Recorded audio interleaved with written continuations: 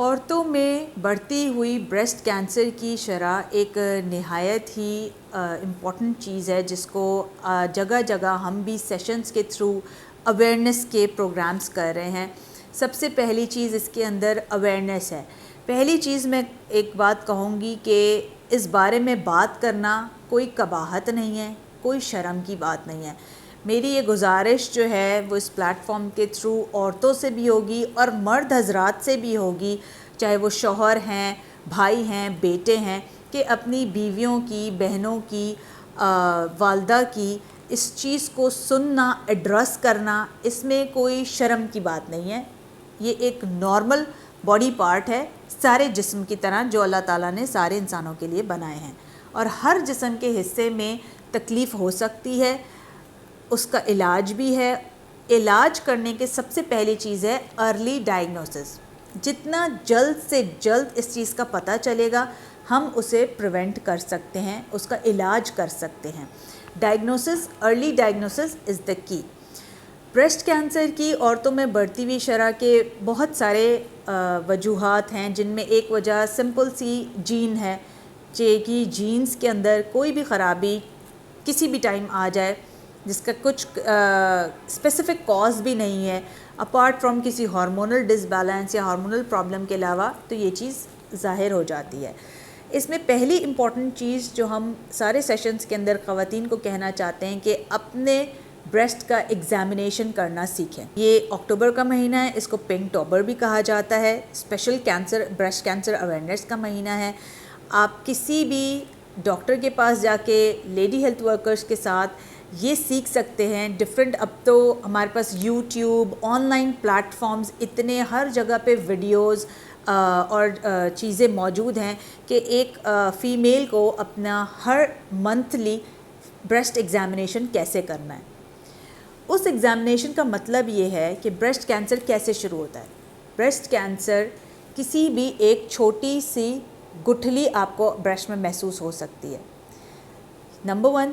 Number 2، may be آپ کو کوئی زخم محسوس ہو سکتا ہے بریسٹ کے اوپر۔ نمبر 3، آپ کو بریسٹ کی اسکن کے اوپر ریڈنس محسوس ہو سکتی ہے، زخم محسوس ہو سکتا ہے، کوئی بھی نارمل سے ہٹ کے چینجز محسوس ہو سکتی ہے۔ ان سب 4-5 علامات میں آپ کو ڈاکٹر کو رجوع کرنا ہے۔ ضروری نہیں ہے ہر چیز کینسر ہو، لیکن اگر کوئی بھی چیز نارمل سے الگ نظر آ رہی ہے آپ اپنے ڈاکٹر کو ضرور بتائیں۔ سمپل انفیکشن بھی ہو سکتا ہے، اسکن انفیکشن ہو سکتا ہے، بریسٹ کا انفیکشن ہو سکتا ہے، یا رسولی ہو سکتی ہے جو کہ ضروری نہیں ہے کہ کینسر ہو، یا پھر ایک چھوٹی سی رسولی بڑا سا کینسر بھی ہو سکتی ہے۔ جب تک کہ چیز کا سائز چھوٹا ہے، کسی بھی بیماری کا اگر آپ انیشلی اس کو رپورٹ کر دیتے ہیں، اس کو ٹریٹ کیا جا سکتا ہے کم ٹائم میں، کم اخراجات میں اور کم نقصان کیے بغیر۔ کیونکہ نقصان کس کا ہو رہا ہے؟ جو بندہ دوائی کھا رہا ہوتا ہے، کیونکہ ان سارے ٹریٹمنٹ دوائی ہے، ایک چیز ہونے کے بعد اس کی دوائی ہے۔ دوائی جب لیتے ہیں تو ہر دوائی کا سائیڈ ایفیکٹ ہوتا ہے۔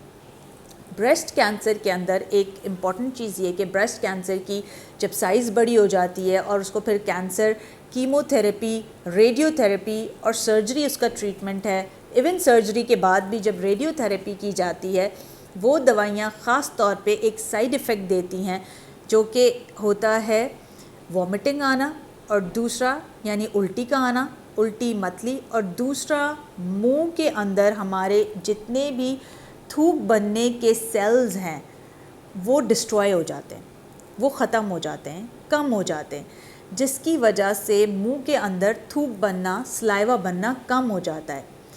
سلائیوا ہماری وہ نیچرل چیز ہے جس کی وجہ سے ہم بات کر رہے ہیں، ہمارا منہ گیلا رہتا ہے، ہم کھانا سوالو کر سکتے ہیں، ہماری اسپیچ کے اندر ہیلپ کرتا ہے، اور سلائیوا کے اندر موجود ڈفرینٹ بیکٹیریاز اور ڈفرینٹ ایسی چیزیں ہوتی ہیں جو کہ ہمارے باڈی کے ڈیفنس میکینزم نے، یعنی ہماری بیماریوں سے فائٹ کرنے کے لیے کام آتا ہے۔ پلس منہ کے اندر خالی تھوک نہیں ہے، زبان بھی ہے اور دانت بھی ہیں۔ جب یہ سلائیوا کم ہوتا ہے دانتوں کے اندر کیڑے لگنا شروع ہو جاتے ہیں۔ آلریڈی پیشنٹ جس کے ساتھ یہ سارے پرابلم ہیں وہ اپنا میجر کنسرن دانتوں کو نہیں دے پاتا، کیونکہ وہ اپنے بڑی بیماری یعنی کہ کینسر کے اندر بزی ہوتا ہے.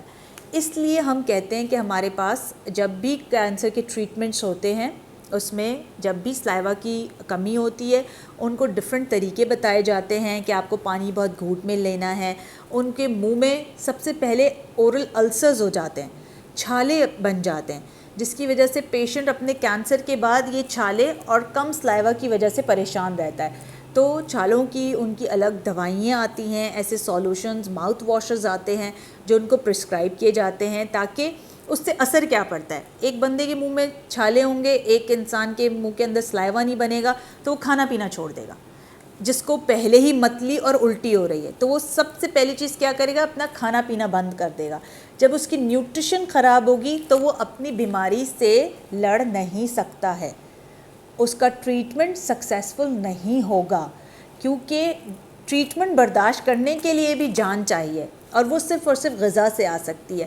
وہ چیز ڈرپوں سے یا کسی اور چیز سے نہیں آ سکتی, یا ملٹی وائٹامن سے کسی بھی چیز سے نہیں آئے گی جو چیز غذا سے مل سکتی ہے. اس لیے ہم یہ ساری پروسیس کا مطلب ہی یہ ہوتا ہے کہ ایک بندے کی نیوٹریشن نہ بند ہو. اگر اس نے غذا کھانا پینا بند کر دیا اس کی باڈی اور کمزور ہو جائے گی, نہ وہ ٹریٹمنٹ برداشت کر سکے گا اور نہ ہی وہ اپنی بیماری برداشت کر سکے گا. اس لیے میری اس منتھ میں, اکتوبر کے منتھ میں اسپیشل یہ میسج ہے اس پلیٹ فارم کے تھرو ہر خواتین کے لیے کہ کائنڈلی اپنا بریسٹ کا ایگزامینیشن کرنا سیکھیں اور اس چیز کو ضرور اپنے ڈاکٹر کو فوراً بتائیں اگر آپ کو کوئی بھی چینجز محسوس ہوتی ہے.